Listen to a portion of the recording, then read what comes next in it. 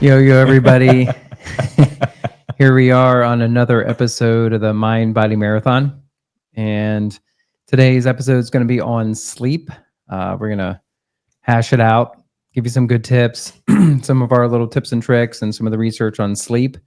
And on today's show, so I'm your host, Leo Kormanik, and we have good old Matt Pisanelli here. Hello. Jared Bugaj. Hello. And Zach, what's your name again? Zach Goulet. Jared Bugaj, Zach Goulet. We're here to stay. We're here to stay. Yes, sir. So, guys, you need 8 hours of sleep, right? No, I don't think so. That's the whole show. That's it. Just sleep for 8 hours and you're good. It's been great talking to you guys. Do you sleep with your eyes open or eyes closed? My cousin actually does sleep with his eyes open, and I always thought that was a family myth thing. And then we went on a family retreat once, and It was he an actual definitely, thing. it's wild. Is it scary? It's really unnerving, and you feel Yeah, it's really uncomfortable. guilty like messing with him. Uh-huh. There's been times like when I was on like a road trip with friends, and they would fall asleep in the car, but their eyelids would still be kind of like open, Yeah. and you're like, what? And you Yeah. do that, but it's unnerving because you don't know if they're actually just sitting Yeah. there listening in on your conversation or actually taking some. Did he have extremely dry eyes? Like that's what I know would that's freak me out. I don't even know, but I don't. Yeah, could you do that with contacts? Like, Poke I his couldn't eyeball. imagine. yeah. Does it work if you put your hand in cold water or somebody's hand in cold water? Has that worked for you guys at all? That trick? No, I thought it was warm water where you. Oh yeah, I mean warm water. that's Wait, what to I make mean. someone wet the bed? Yeah. Oh, jeez. Pretty sure I tried to do that to my sister when I was younger. No, but when I was I mean, we tried to do it all the time in high school, but yeah, I mean, like when we were in high On, school, like, trips. we would stack objects on like the person who was Yeah. out first, and that's the best. That is the best, like pillows and stuff, a bunch of blankets. like CDs and game controllers, Oh like man, Xbox controllers. Coffee table on somebody on top of the couch so they go and sit up, smack their head on it. Oh yeah. yeah, Yeah. absolutely. All right, yeah. So seriously, so sleep is obviously a huge topic. We're coming up on a year. Actually, this is, I think episode 50, maybe. Whoa. So we're coming up on a year, and we've hit a lot of cool topics. You know, we've had a lot of cool guests. But this might be the biggest topic, right? The most important topic, because We're all sleep desperate is the for it. master destroyer. If you don't have good sleep, Yeah. it just there's no way to function at a high level genuinely. So, you know, I think obviously it's more of a conversation these days because of the phones and screens and our connection to electronics. And that's the obvious starting point, right? Is Mhm. just making sure that's mitigated before you head to bed. I think typically, what do they say? 4 hours? Before? Yeah. Before, I mean, from what I heard was 2, but 2? Yeah. From what I thought, hours it would be great. yeah. I thought it was 2 as well. Yeah. I mean, I think the more the merrier, obviously, Right. but obviously should be a minimum of at least a couple hours. And that's just even if you change, I don't know if you guys know, like on the iPhone, they have that setting where you can put where it's like you can change the color. Mhm. So it's just, you take out the blue essentially, and it Mhm. kind of creates this amber look. Mhm. And the photos and everything kind of look off, but Mhm. I have that automatically set on my phone so that I think at 7, I think is when it turns Oh, on. I have it on permanently. Oh yeah. Yeah, my phone since I got it has. So you never don't had- even know what photos actually really look No, like. not at all. Everyone looks jaundiced. Everybody looks like they just came back from a trip to Italy. Yeah. Yeah. Well, you got some sun. Weren't you in Alaska? But like, wouldn't I think I thought about this a lot actually, going like with like the blue light filters. And are we doing too much blue light filtering? Like my glasses have a blue light tint on, or not, like the yellow tint on them. It's not much, but I also wonder too, like, are we doing that too much that we're actually taking away some of the light that could be beneficial for? Yeah, I mean, you're just sort of referring to like the It's like underexposed. the separation of like the circadian rhythm and how we use light Mhm. for that sort of thing. So basically, like blue light, which obviously is very stimulatory, just sort of wakes up the senses, is a little bit more akin to having the sun be in the lower part of the sky and early in the morning, and obviously at the peak sun in the middle of the day, blue sky sort of a concept. But obviously, as the sun goes down, then you don't want that same exposure because your brain sort of thinks that you're like still outside and still in daylight. Right. I don't know. Do people do a lot of blue light like restrictions I mean, throughout the day? it's been a pretty hot topic for the last couple of years with like what's the company, Bond Charge? Like Okay. they like promote their like blue light filter glasses, have them on, keep the Yeah, and I think that's maybe just the general public not understanding, for sure. you know, the positioning of light throughout the day and what how it affects the body. Because I think, I mean, on a regular basis, I think I'm actually underexposed to light, obviously because of my job. Yeah, you're trapped in that massage room all day long. which is fine, and your light is your room is really dark. It's really dark. It is really dark. Like I actually let someone in like in the back, and I got like a blast of sun, and I went back into my room, and I was like, I can't see. But yeah, I don't know. I mean, I don't know. It's always been kind of curious. It's been more curious to me now than it has been because I have noticed just being in my room a lot more, being in the dark for a lot longer. Yeah. And I'm like, I wonder if I'm actually now being underexposed to that. Yeah. You should be like a iguana and just go perch on a tree and in between clients out back just to get sun. Well, I know that especially in the mornings, I never feel like I'm fully awake until I actually visualize real sunlight, like those, you know, those happy lights that supposedly are like full spectrum light sources. Yeah. It's like that doesn't wake me up until I actually see the sun. Mm-hmm. Like the sun there's something about it. Yeah. And I mean, like even like trying to go on easy runs in the mornings, it's easy to do that. But then if I try to go into like a track session, like I just don't feel like I'm fully alert for that until the sun comes up. Like I'll wake up in the mornings before work, and like it's not until my drive here that you know, when I see that sun, I'm like, oh, I'm awake. I'm alive now. Well, maybe you're either that or part vampire. Yeah. Maybe. No, I mean that's obviously a good general assessment of how the light impacts us, and you know, but as we close out the day, obviously it's hard, like, you know, even in the summer to try to go to bed at like 8 or 9. Yeah. You know, like 8:30 or 9.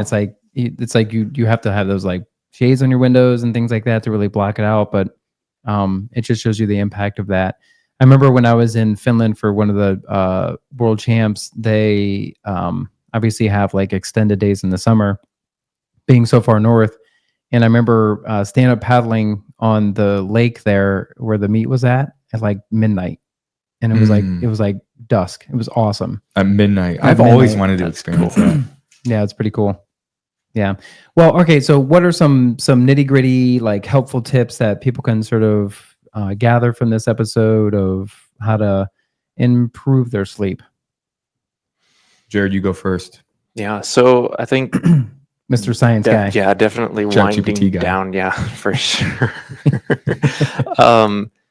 You know, you want to activate your parasympathetic nervous system before you're going to bed. And the way we can do that is accessing through the diaphragm, and, you know, creating like that deep respiratory cycle where, you know, you're breathing in through the nose, out through the nose. And that's how we can access the diaphragm, which then, you know, calms us down through the rest of the day, and then, you know, going into a period of rest where the body's trying to recover, you know, the parasympathetic nervous system being the rest and digest system.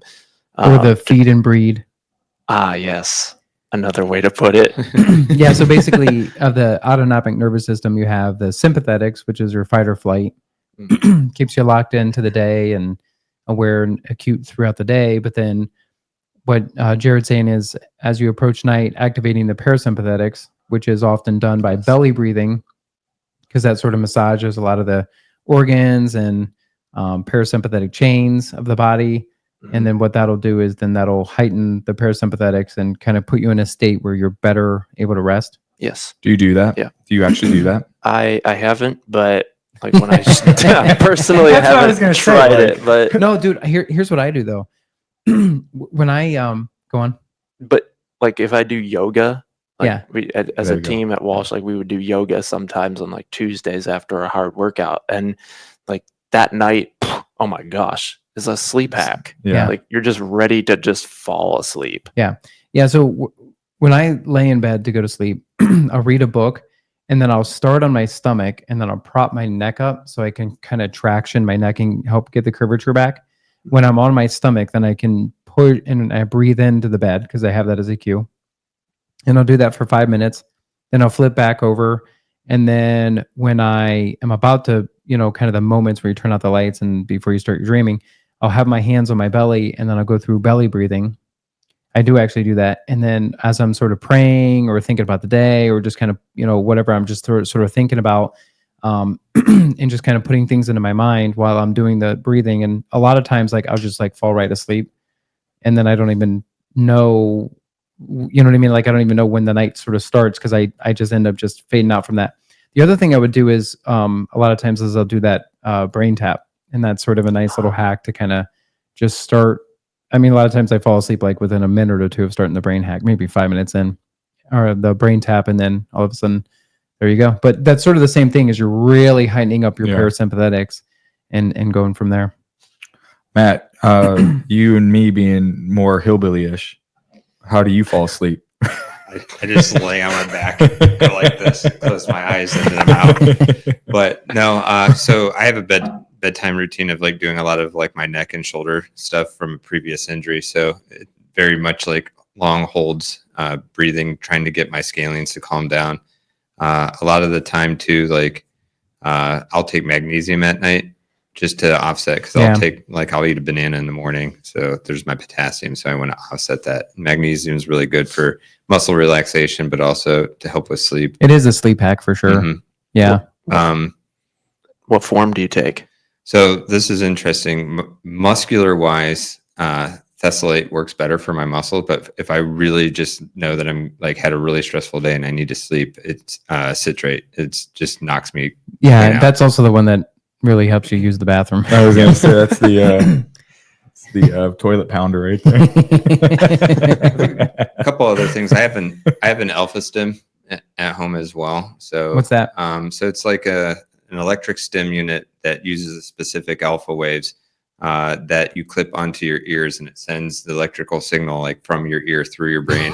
What? Into the other. Don't, that's not a thing. Yep. Gosh. And so clipping lizards to your ear. So it's really good for migraines. Wait, say it again. I'm sorry. So it's an Alpha-Stim unit. I have no idea what this is.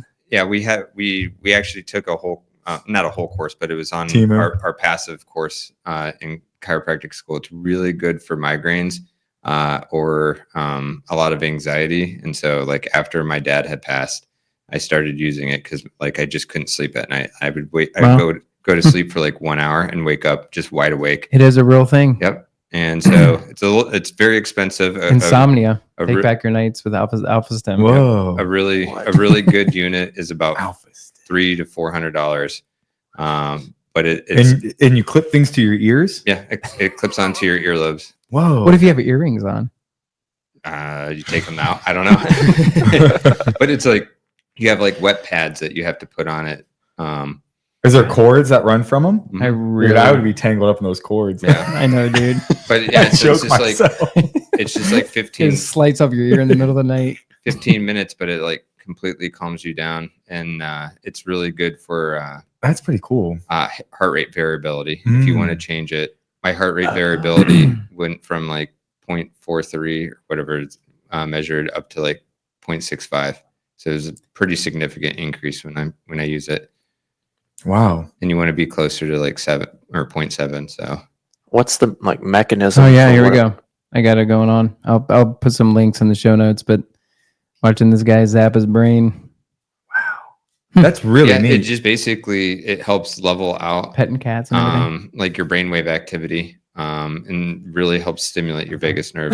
Yeah. Well, that's kind of the biggest thing is that like I feel like honestly, all of us, I feel like we've lived through enough life that, maybe you had a bad night's sleep because you got into a fight with somebody or you're stressed about something, whether it be like some interaction with, a friend or family member, or stress about finances or budget or, something, right? Yeah. We all have stuff that we stress about.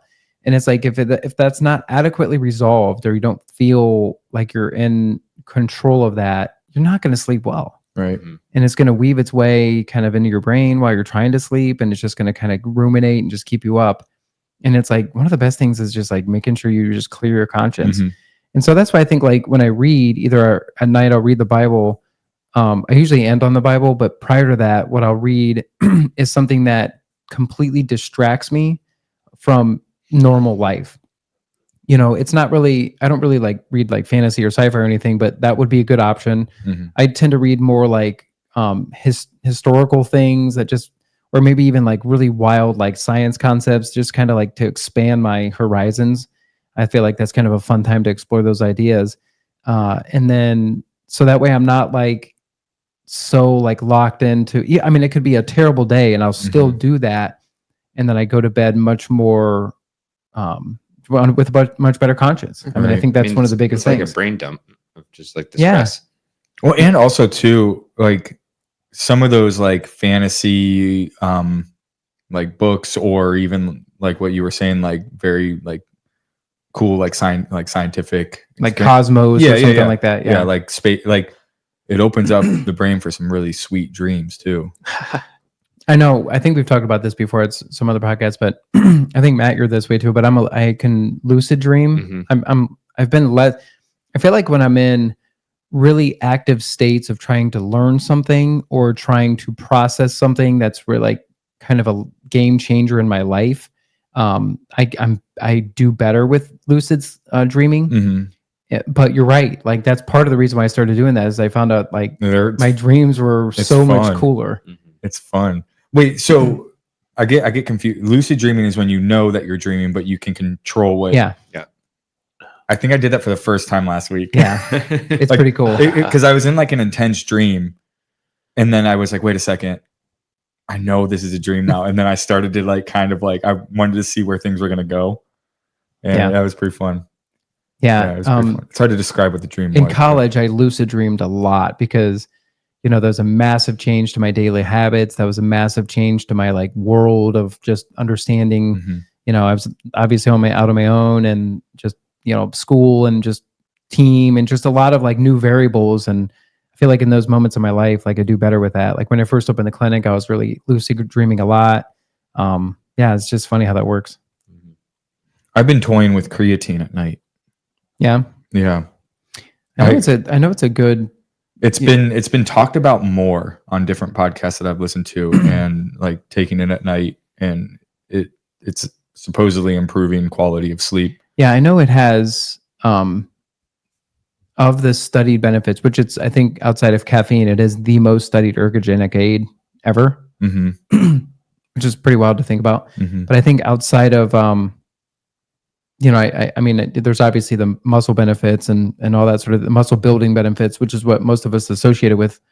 But it's like it has a huge benefit in terms of like offsetting dementia and Alzheimer's, like all the neurological issues rise. Yeah, I don't know. So how much do you take? Like 5 grams? Yeah, I take 5 grams at night. So I usually take 5 grams in the morning. Do you add also, or you just take it at night? But I'm so inconsistent with it right now that because I remember last time we talked, you talked about doing like a creatine dump for the ultra that I was planning on doing. Yeah, so you can creatine load. Yeah, heading into big races. Yeah, but going up to 20 grams per day. I know the biggest critique of it is that people think that it makes you have to go to the bathroom during the middle of the night. But I think more of the study is that it's because you drink liquid at the time that you go to bed that makes you like people are taking it at like 9 o'clock at night, and then they're going to the bathroom at like 1. And you're supposed to take it with like 16 to 20 ounces of water. Yeah. Which is a lot of water for that time. So, I've been trying to take it at like 7:45, 8 o'clock. What are some of your hacks outside of your yoga in college? Yeah. So I have a couple. Like if I have like a really hard workout that day or a long run, or, I did a lift and I'm feeling particularly sore, what I would do is take protein right before bed. So they make these proteins that are they're overnight protein specifically, and they have different metabolism, like per hour, like how they get broken down. So whey protein being a quicker digested protein. That's what Okay. I meant. Digestible. Is this a product? Yes, I mean you can just look up like overnight protein. Did you make some yourself? No, Just like your no, I did not. your It's sports got to drink? have tryptophan in it. That's right. Well, that helps. But anyway, it's a mix between casein and whey, and casein gets broken down a lot slower than whey, so the body repairs itself No way.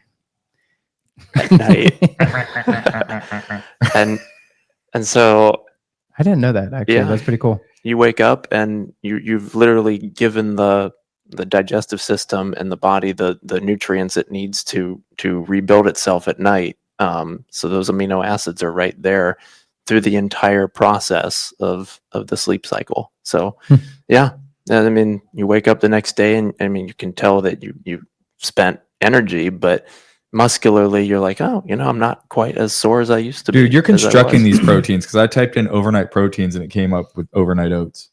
I know. I was just going to make an overnight oats joke. Well, okay. So what about like when do you stop eating prior to bed? Does that have an effect? Depends on the day. During the work week, I try to be done by like 7:30, 7:45. On a Friday, Saturday, if you're watching a movie, you gotta have a snack. Yeah. I'm pretty bad just because it's dependent on when I get home. Yeah. I usually eat like as soon as I get home, and it could be 7, Yeah. 8 o'clock. So But what do we know what the research says, though? Not what we do personally. I think the research says like 3. I mean, it depends on what you're trying to do. Like if you're an ultra runner and you're like actually on the brink of like not getting enough calories, I would actually like eat right before going to bed because it's going to slow down your metabolism a little bit and allow you to pack on extra calories throughout the night. But I think the biggest thing is that true? I didn't know that. yeah, your metabolism will initially start up because you're digesting food, but it slows down the overall process throughout the night. So you can pack on. I think I've made mention to, there was a famous guy, they had a big thing on like Runner's World years ago. Some ultra guy that was running like 5 to 9 hours every single day. And he had to like sustain like 1,200 or 12,000 calories. And the only way he was able to do that was eating pizza and ice cream Oh, geez. before bed. Because if not, it would tank his like just resting Well, metabolic I do know rate. when I'm training at a high level, I get my legs basically, I get restless leg syndrome. Do you guys get that when you're training hard? Yeah.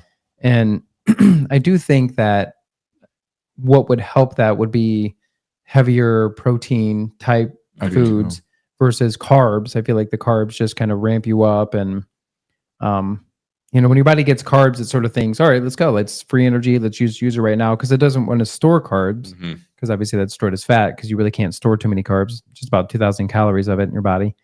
So you're going to utilize that fuel. So that's why protein, as a general infrastructure, tends to do a little bit better. It's harder to break down, takes a little bit more time, but also you're using that as like raw fodder for repairing the body. I feel more satiated even at night. Like when in college, when we were training, it's like you would have carbs, rice, whatever it might be. And then by 3 o'clock in the morning, you're like, I'm starving. I can't wait for breakfast. I can't wait. But now, because protein is such a important topic now, I think more than ever, it's like getting into that, and like heavy training days that I had, I just try to take more protein in, especially at night. And I feel like balanced during the night and ready to go. So what's your guys' experience with melatonin? I hate it. Not good. Not good? No. Yeah, I hate Wake up it. feeling like It's groggy. It's great for me. Yeah, and I think that's a lot of, obviously there's not really an addicted property to it, but some people just do not react well to it. My wife doesn't. Obviously you two don't. I'm fine with it. I wake up okay. I think it enhances my like lucid dreaming a little bit. Like if other than that, so if I want to like really calm my brain down, it's probably not a good idea. We carry a product here where it has CBD and melatonin. I was going to say, but also the CBD is specifically having CBN, which is a precursor that helps to not only bolster natural melatonin, but also some other of the chemicals that are associated with like more deeper sleep. And so if people are taking CBD at night to help like, decrease anxiety or muscle pain or something like that, they should take more of a broad spectrum one. So that way they can capture sort of the CBN, which is a unique variable of the endocannabinoid that tends to bolster sleep agents in the body. So I think that product works really well for me. I know like people that have like ADD or ADHD, it's like really good to like microdose with it because it just like those like intrusive like brain scrambling thoughts. They just can't go to sleep because their brain's running around rapidly. Bennett has it, and so we like microdose. It's like we had to find one formula that only comes in 1 milliliter because almost everything, like even a dropper, is like 5 milliliters, and for a toddler, we had to give him like 0.25 of a dropper. Yeah. And even that was sometimes too much. So it's like 0.12 or something like that. But it's just enough because, like when kids are like young, they're just like, you put them to bed and they're like 1 minute later, they're out running around. Yeah. That stopped it immediately. Yeah. And it was, if we didn't do it, like if we went on vacation or something, we forgot to bring it, every night was just like that. But if you just gave him, I mean, it's literally like this much of a dropper. Yeah. It just allowed him to like relax and Calm not get out of down. bed. And with that, the biggest thing with using melatonin is if you use it exogenously too much, like you're not going to produce it yourself. So at that little bit of a dosage, you're not really throwing off your ability to like produce it. I think one of the other big things that people get into trouble with is when they utilize caffeine throughout the day. Mm-hmm. I think that's kind of a troubling agent. If I have a day where, I'm more tired than normal and I have to go to the well a little bit more and I'm having caffeine past noon, I'm almost always going to have to take that CBD product that I was just referencing at night to like shift me to really down focus so that way I can go to sleep. Which is why I've always sort of been an advocate of like nicotine and having microdosing nicotine so that way you can, once you get closer to noon, anything afternoon, I'll sort of tinker with the nicotine side of things versus actual caffeine. Marlboros.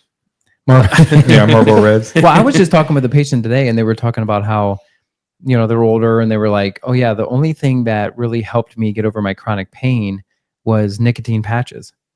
And there's a lot of studies on that basically showing that when you have nicotine patches, that can obviously help with the inflammation, but also its half-life is so much less than caffeine and it doesn't have any of the effects to keep you up. So you can literally like, have a little bit of caffeine right before bed and still go to bed, but it still gives you that mental enhancing effect. It's kind of an interesting concept. Yeah, it is. So anyways, long story short, if you're an avid caffeine user, like really try to limit that like to before noon because the half-life of caffeine is 10 hours.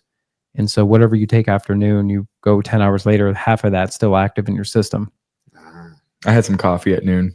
Yeah. When we had our meeting on Wednesday, that was late. Yeah. Because I usually, if I'm anything before or after 9 a.m., I'm like, well, remember when we used to do those coffee runs at the old clinic? And right before the afternoon shift? Yeah. Yeah, those were bad moves. Yeah. I mean, it was cool, but it was also bad at the same time. Yeah, but which is weird too, because like in Brazil, they like sip on espressos at night. Same in Costa Rica too. It's like coffee's like cultural. And I just don't understand how they do that and I think it's just so ingrained in their culture and they've done it like since they were like adolescents that it's just a habitual thing. Like in Europe, they'll obviously do that as well, like in Italy and stuff. But I mean, my wife can have a cup of coffee at like 4 p.m. and like still be fine at night and still sleep okay. It's just the weirdest thing. Is it though? Like, but I think like culturally, like your metabolism does change with that. That might be some genetic variable too. And also too, like, because there's also that argument where like people will be like, I can have coffee at 4 or I can have it at 9 o'clock at night and I can go right to sleep. And it's like, you can go to sleep, but what's the quality? What's the quality of sleep? Yeah, I would agree with that actually. And even in those cultures, they may just not have as good a sleep as we may have. So I think some of they do it is to help improve digestion. I was out to eat with 2 buddies a couple weeks ago and we just like ate way too much. And like you just feel like that. Oh, what did I do? And they're like, they ordered coffees for everybody, and like that immediately took off, like that, like crazy full feeling like I'm about to puke, and it like I was like, that's amazing. So I think that there's a portion of that could be just like if they're Brazilians aren't doing that for digestion. No. They're trying to get ready to dance is what they're trying to do. That's funny. Yeah, but back to the nicotine part, because I want to clarify that by the microdosing, I'm basically just saying like 1 milligram to like 1.5 milligrams a day is basically all I'll do. What's wild is it's actually not addicted at all. Right. Like I've gone on trips and not taken it with me, and just there's no issues. Well, because you use it in a proper way. I mean, I think like the habit of it is addictive. Right. What's wild is maybe some of the forms that people are taking it in can be very addictive. But for sure. But it's like the FDA requires you to say it's a highly addictive product, but a lot of the addiction that was associated with cigarettes was like all these different other chemicals that they were adding in, not even really the nicotine side of it. I mean, you watch a year from now, 2 years from now, nicotine is going to be the new thing. I mean, it's coming down the pike. There's just so much good research on it and its positive effects. And, you know, there was like all this research on that basically correlative research on how when the anti-smoking campaign started, like Alzheimer's and dementia went through the roof. And it's like, that's one of the theories, is that we were eliminating this massive like brain stimulant from society essentially. And now all of a sudden there's no real good replacement of that. So will it be a banned substance in USA track and field eventually? Well, I don't think it has great performance benefits for certain events. I mean, I think it can if you're a high jumper. You know, I mean, high jumpers and long jumpers smoke like chimneys a lot of times back in the day. I mean, where you don't need a heavy cardio base, but you just need to be super alert. Throwers, you know, pole vaulters, that kind of thing, it can be very beneficial. But for like a distance runner, it's probably not going to be beneficial. Like if you're running like an all-out mile, you'll feel maybe slightly taxed a little bit more early on because it does elevate your heart rate. But I would say that was one of my hacks in the Grand Canyon, though. If you're running slower, like in a marathon, maybe it could be something that you take in maybe that morning. But like in an ultra, you can definitely take that throughout the race, and it could be a nice, you know, stimulant to kind of keep you mentally alert and locked in, and just in of good psyche as well. That's the competition with weed gummies. Yeah, well, that's a huge thing. That's the thing. I mean, like Dave Asprey just came out just with this big meta analysis on people who take in caffeine and nicotine versus people who take in THC, and it's like overwhelmingly people who take in THC do have a higher rate of actually having heart disease versus people who just have caffeine and nicotine. And it's like those are some of the best ergogenic aids you can have. Right. Now, is that because heart disease with THC, or like what's that correlated with? Like what's the theory? I think maybe can't describe the exact mechanism, but you know, it doesn't have as good. It maybe doesn't. I don't know exactly what's happening in the heart, but because it doesn't have as good a long term. Because that makes sense to me. Munchies, bro. That's what I was going to say. Well, okay, because it makes that's the obvious what you're sort of alluding to. And if that's the case, then that's the case, and that's just one of the consequences. Right. But I will say, like, if you know, you're not going to want to eat that much. You don't feel like you need to eat that much. Like, for instance, when I was in the Grand Canyon. Oh, 100%. And I took a little bit of knick-knack. It's like I definitely feel like I didn't have to eat for a longer period. Well, like I've noticed that too, because I do enjoy the occasional stogie. And I do. I feel more alert. I feel more engaged. I feel like I'm able to concentrate. Well, this is the other point, though, is that one of the issues with regard, and this is actually a really good topic, because I think THC and CBD combinations are also used as sleep ergogenic aids. For sure. And some people do respond well to that, but that's one of the qualms with just legalizing it for everybody is that we're not 100% sure how everybody reacts to it. Right. Because there is a small subset of the population, can be up to 5%, maybe even 10%, that have certain genetic predispositions to that if they take in THC, it can turn them bipolar or schizophrenic. For sure. And we don't know. And it's like, what are you going to do? Have everybody try it until they turn crazy? I mean, yeah. But what's the consequence of nicotine? It doesn't do any of that. What's the consequence of caffeine? We know it doesn't do that. Right. Or even like some of the other stuff we talked about, like, Right. Creatine and Alpha-Stim and all the other stuff we were just referring to. Right. Overnight proteins. Yeah, that's Well, the other thing too is like, well, if we're talking in the realm of like nicotine, then there's microdosing lithium, which is another conversation. So if somebody has, some of those bipolar tendencies or really ADHD, or for instance, with Naomi, who has autism and can be in manic episodes, I think lithium has been shown to be very beneficial to be a mood stabilizer. If somebody's depressive, maybe they just are ending the day and they just have a general malaise about them. They're just sad. They're just not feeling good. It's just not a good day. right. Then just taking a little microdose of lithium, I think could be very beneficial. Right. And I've tinkered with that as well. And I have noticed no consequences. Right. Where does one obtain lithium? You can buy it. Yeah. Amazon.com. Yeah, you can. That's right about it. Is that that's like the mineral that it gets mined in the Congo, correct? I'm pretty sure. Like lithium metal. Yeah. So here's what I bought. So yeah, Dr. Hans Neiper lithium orotate. so it's One tablet is, how much is one serving? But, one serving is 4.6 milligrams of elemental lithium. And yeah, that's all you need. So I think that could be another thing too, where that's cool. part of the, you have these like biohacker communities, Right. like Dave Asprey world stuff, like Tony Robbins, and they tinker with all these sort of things. Actually, this was listed as 5 milligrams, basically 5 milligrams of lithium orotate at night. Or if somebody's like highly depressive or something like that, trying to get out of a mood, this could be a safe way for them to do that.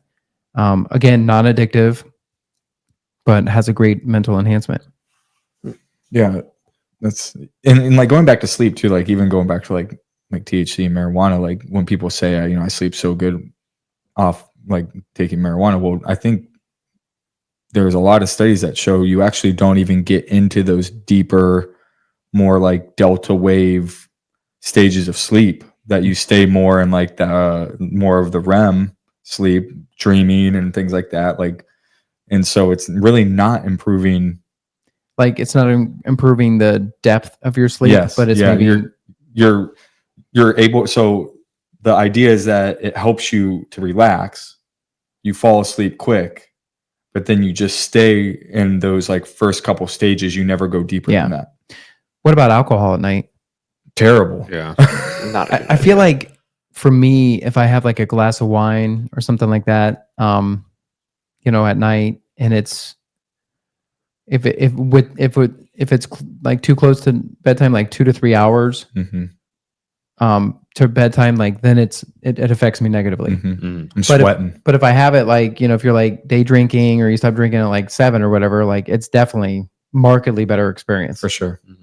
Yeah, no, I mean, like the other night I went to a concert and then I shared a bottle of wine with a buddy, and then the concert started at 8. We stopped drinking at 7 and went to bed by 10:30, and it was just like a great night of sleep. The next day I felt phenomenal. You were having fun, had a little bit of wine. Yeah, and so that's one of the advantages, and that's why I bring up lithium, is that like one of the reasons why people drink is to forget about some of their problems. And so like if that is a needed little vice to just kind of take the edge off a little bit, just a glass of wine at night or whatever, I don't think that's the worst thing ever, but you just want to make sure it's not too close to your sleep and it's not in the realm of dependency where you're having to do it every night. if you're having to do it every night, you need to figure out what the heck is wrong with your life that's making you want to do I got my that. sippy cup. You need to Right. just be in a better state of mind, period. But, I don't think if it's like, dude, you just had one of those days of work and you had a glass of wine with your wife at night, I don't think that's the worst thing ever. Just be smart about how close it is to For sure. bedtime. Yeah, I agree with that. I also like, I agree with it, but I also like, I guess it all depends. Like, I don't agree with it, but because I more or Well, less for me, like, I don't really even do that anymore. I used to a lot more, right. but Same. I don't really even do that anymore because like I mentioned, I have all these other Mhm. measures that I feel like are more successful. Mhm.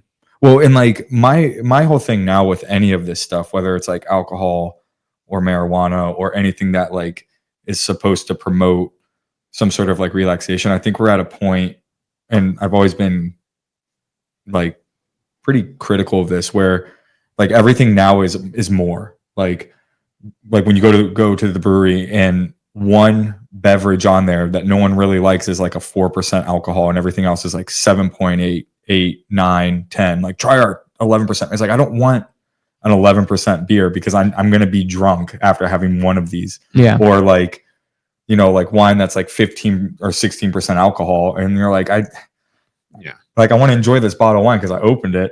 And I don't know if like higher alcohol content or higher, like even like THC, when someone's like, yeah, I get like the biggest strand ever, or like whatever it is, like, I take 100 milligrams of THC, and you're like, why are you taking that? Like, why can't we just like have stuff that makes you feel a little funky and then you're like good to go, and I think like we just have so much abundance, and people think that it's like one of those things that is helping or cutting that edge, but really it's overall diminishing the quality of what is really important, and that is sleep. And so, yeah, like if I do that, like if I have like wine at night, like me and Jack will have wine at night occasionally, or whatever, but we try to stay on like we'll look at bottles and try to find something that's like a 10 or 11%. Like we love Lambrusco, like the dark red Lambrusco, and it's 10%. Yeah. And it's great. Yeah.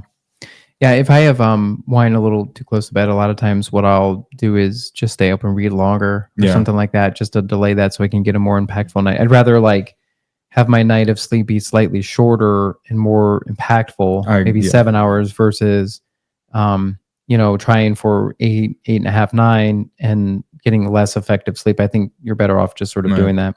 I get so hot after drinking wine. Yeah. I'm sweating bullets at like 3 a.m. in the Well, morning. that brings up another good point about temperature. One of the biggest things is we've talked about this before with some of our other episodes, but like manipulating your temperature before bed, like not really having too much cold exposure, making your room colder, but making it so that you do heat exposure prior so that you're actively cooling your body down. So like maybe you do a sauna or really warm shower or warm bath or something at night, or hot tub if you have it. And then that will actively send you into the evening in a cooling down mechanism to make you, because when they did some of the research on sleeps, they were finding that it's not necessarily associated with light, it's associated with temperature, and the darkest hour is just before dawn, but the coldest hour is just before dawn. And that's also maybe more related to your sleep pattern cycles as temperature. And so that's way, like you're saying, if you take like a alcohol that obviously has a highly combustion component to it and high metabolism, it's going to, one, dehydrate you a little bit, which is obviously going to make it harder for you to cool yourself down at night. So being adequately hydrated before sleep is smart, which is one of the risks of maybe doing sauna before sleep. You just need to make sure you're adequately hydrated. But then also like, it's just going to warm you up in general. If somebody's cold and you give them, a shot of tequila, they're going to feel warm. Like that's how the body reacts to alcohol. So that's something also keep in mind. Do you think it's because of the high caloric density? Most things so carbs, protein 4 grams, or 4 calories per gram, fat is 9, but alcohol is 7. 7. I don't know. Yeah. I would also have something that I kind of was thinking about. So it says alcohol heats the body, vasodilation, and stimulates warm sensory receptors, and it acts as a depressant of the central nervous system, which enhances activation of the autonomic nervous system. So it just basically like kind of tricks the body into shifting blood flow around so like for instance, like because it's going to create vasodilation, which is basically broadening of the blood vessels near the skin, which will pull blood away from your internal organs for digestion, and maybe just heat up. So that's an interesting component. I know they have like technology like now with like special blankets that will like be a little bit cooler at night, and then they start to warm you like right around, like if you have your alarm clock set for 6. Oh, like that's pretty 5, cool. It starts to warm you up. What about the psyche going into sleep? So even if you add like the variables of like alcohol, marijuana, nicotine, whatever it might be,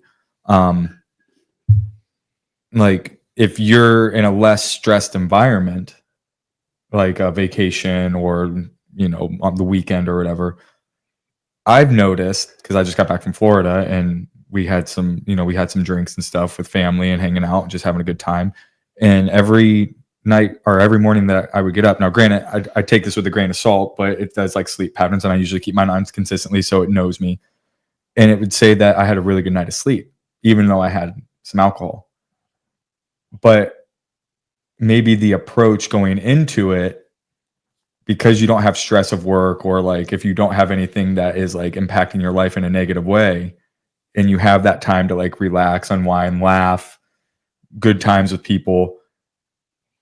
I don't know. I think the other thing too is like, it got me to think about that, True, but like our vacation was quite the opposite actually, because that's my point. Yeah, so like I think it depends on the person, right? So if you're genuinely going on vacation and it's a good experience and you've looked forward to it, you enjoy the process, you enjoy the people you're with, all that sort of thing, then yeah, it can definitely be better. And a lot of people are like, oh, I slept so much better, must have been in the bed, or must have been the mattress or the pillows. But like our last vacation, we had a certain member that came with us that kind of threw a wrench in the whole cycle. And I slept okay, but it affected my wife a lot more because she was really bothered by this person and how they were reacting with the rest of the group. And so that kind of threw her off her routine. So I think it just sort of depends. See, and so that goes back to like what I was saying earlier. And this is where, again, I don't know, but it's just like my own, thought process is that the way that I look at it is, if I was having a stressful day and I wanted to unwind with something, maybe I shouldn't do that, because it might even diminish my sleep more, because I'm already going into that night stressed or like, upset about whatever happened in that day. And then I add in that extra stressor, could just add more stress to what is important, which is the recovery of sleep. And I think the other thing too is that one of my general ideas is that if you work so hard throughout the day, like sometimes you're just not even like, you just have to sleep at night. Like I feel like having a better separation is like, in my day, I pack so much in it. And people always ask like, how the heck are you able to do all this stuff? And it's like, and I do that on purpose, because like when it's time to go to sleep, I just flip that switch, because my body is like, dude, it's time to go to sleep. Like you've done a lot, just boom. And then it readily embraces it. But a lot of people who don't cram as much throughout the day, a lot of people's capacity are so much less than they think it is. For sure. And they don't challenge themselves mentally enough, physically enough, and emotionally enough throughout the day, and try to improve so many other aspects of their life that they're just grinding throughout the day. It's a happy grind for me, but either way, I readily welcome a night of sleep. And so I can very easily get into the mindset of like calming myself down, even if it was a terrible day, by that routine I was mentioning earlier, just kind of clearing your conscience. But I think in general, a lot of people don't work themselves enough to even feel tired at night. I would agree. So, yeah. I mean, Lauren hates me for the fact that like I can literally lay down in like less than 90 seconds. I'm out, like just sawing logs. Well, not actually snoring, but it just doesn't take much. I mean, there'll be times where we'll turn on something and the opening credits haven't even started. And she's like, "You're already asleep." And No, not. Yeah, and shakes me to wake me up. And then I'm like, "No, just turn it to something that you want because I'm done." Yeah. Yeah, it's time for me. All right. Any last, we're kind of rounding third in the episode, almost on an hour here already. Any last like suggestions or hacks? I know you've studied up on some, Jared. Well, I was just going to ask you guys, like, is there an ideal sleep position? Oh yeah, that's a great point. That's a great position. That's a great position. I think you shouldn't sleep on your stomach. That's number one. I think that's the non-negotiable. We do it to babies to help with their digestion. And obviously they're very malleable. They're all cartilage anyway, so they can turn their head to one side. But I think with, obviously once you get older, then in my opinion, side is the best. And back would be the second. And if you're on your side, you just want to make sure that, everything is stacked perpendicular to the bed. So like you have like a pillow between your knees, or you have a body pillow in front of you. So you're not like rolled forward or backwards and kind of twisting your spine, but just keeping everything stacked perpendicular to the bed. But I think I personally think side's best for me. And I feel worse if I try to sleep on my back. My Achilles, my knees, and everything just sort of hurts more. Yeah. What about you guys? I'm always on my back. It's very rare. In fact, actually, I started to train myself this past year on being able to sleep back onto my side, because I would get 5 minutes in and it would just flare my neck up. So yeah, I can sleep on my side now, but I still just prefer. But I mean, in terms of like orthopedic postures, I don't think it really matters. Just not on your stomach, right? Yeah, I mean, as long as the spine is supported. Yeah. What about you, Jared? Yeah, I'm on my side. Usually my left side. And that, when a lot of people ask about mattresses too, that's the other thing. It's like, if you kind of do the 9-point flexibility test and you find that you are very flexible, then you should probably have a mattress that's more rigid. It's kind of like your shoe. You want the shoe to do the opposite of what your foot does. If your foot is very flexible, you want a rigid shoe. If your foot is very rigid, you want a soft, flexible shoe. I think your mattress should be that way as well, which I think is one of the obvious advantages of something like a Sleep Number. But when in doubt, err on the side of more firm. I think that's better. But if you are really stiff and just really tight person, then a more flexible mattress makes sense. But my take on it is buy firm and buy often. Buy firm, buy cheap, and buy often. So I think like buying like a semi-firm mattress every 2 years for like $500 to $800 is what I do, because then that way you're gonna get rid of it. You won't feel so, when 2 years when it's breaking down, you won't feel guilty about getting rid of it and the turnover. I know I'm a chiropractor and I should probably have some fancy suggestion on a Tempur-Pedic mattress or some crazy mattress, but I feel like organic, firm, and cheap is what I typically go with. And I think a lot of patients that I've suggested that to appreciate that as well. Because if you buy like a $8,000 mattress, like you're going to try to milk that thing for like 10 years because you just paid a ton of money. I'm milking that thing for 30 years. Yeah, and it's just like, that's not okay. Because no matter how expensive anything is, you can buy a $400 shoe, it's going to break down. Stuff just breaks down over time. Yeah, doesn't matter how high quality it is. Maybe you can get 4 years out of it, but still, it's like the math is in your favor to just turn it over quicker and more frequently and just buy cheaper. So. See, I always suggest the opposite. I always suggest like Sleep Number, because most people, well, not most, but a lot of my patients that are married or sleeping with a significant other, they're different. They're different. They're always going to be, different, and so one person's going to suffer. But my one thing that I hear with Sleep Number is that most people struggle to find the number. Yeah, and then they get frustrated by that, because if they're not adequately rested in the morning, they'll blame the number, and then it's like, true, they don't know. Then it's a red herring. You know what I mean? Yeah. It's kind of throwing them off. My thought process behind it is, with a mattress, like if something goes bad on that mattress, it's screwed. Like you just have to replace it. Whereas like with a Sleep Number having different parts, like if you can actually replace it. So like in your theory where it breaks down in 2-3 years, you have to replace it. this could break down and you just exchange a part. So even though it's Yeah. $7,000 to $8,000, Dude, you're sleeping in those water beds. oh no, but that's his point though. That's his point of what he's saying is buy cheap, buy often. So like he just said, like 2 years. Yeah, how much is a sleep number? Starts at like 5,000. Yeah, 5,000 and goes up to 12. Anything. Yeah, Yeah. but they have like crazy good warranty. So if something breaks on it, the pump breaks, the bag breaks, Yeah. you can just replace it. Dude, so you can't body slam your kids in your. Oh, I know, right?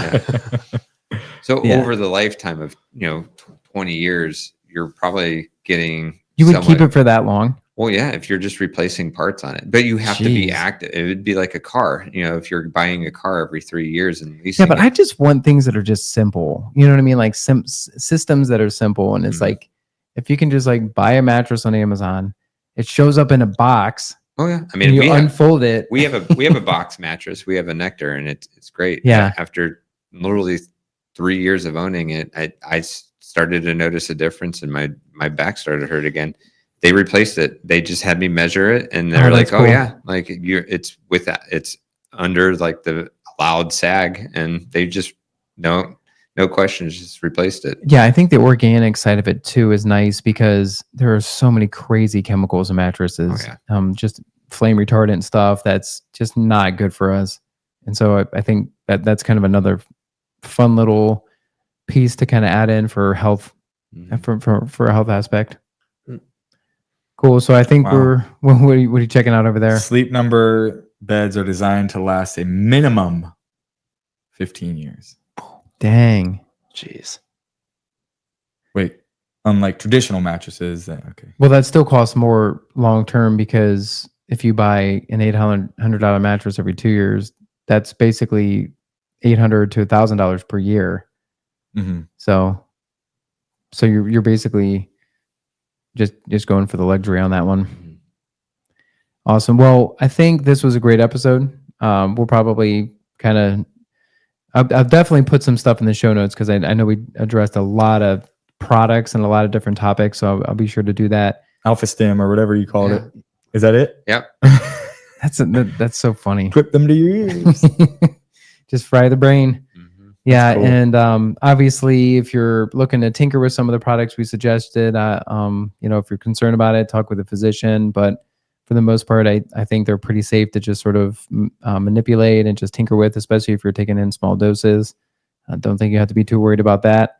Another big thing, like we talked about, kind of drove by the topic, but make sure you're hydrated before bed because I think that's one of the best ways to keep the body cool.